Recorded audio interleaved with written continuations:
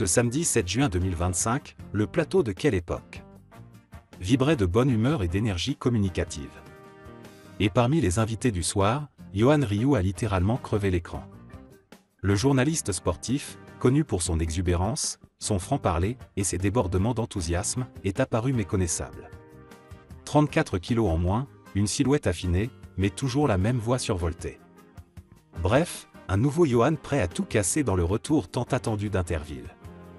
Le grand déclic, il fallait que je me prenne en main sur le plateau de Léa Salamé, alors que l'équipe d'Interville présentait cette nouvelle édition 2025, prévue pour mi-juillet sur France 2, Yohan Ryu a pris un instant pour revenir sur sa spectaculaire transformation physique.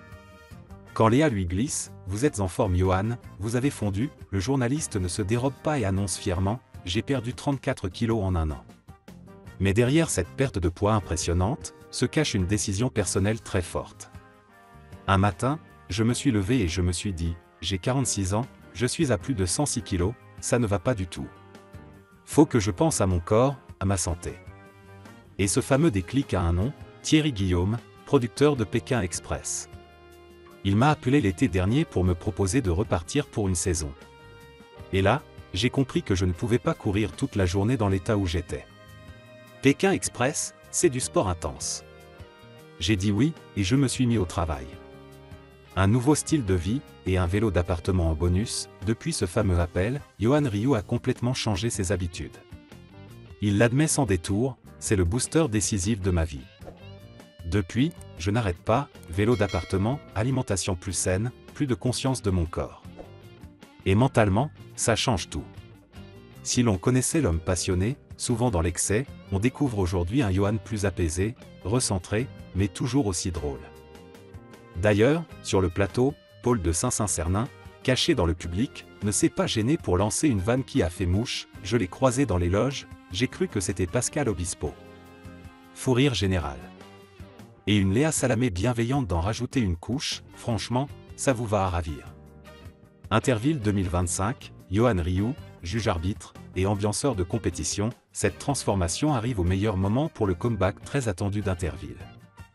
L'émission culte, qui a marqué des générations avec ses vachettes, ses glissades et ses défis loufoques, revient enfin sur France 2, avec Nagui et Bruno Guillon à la présentation.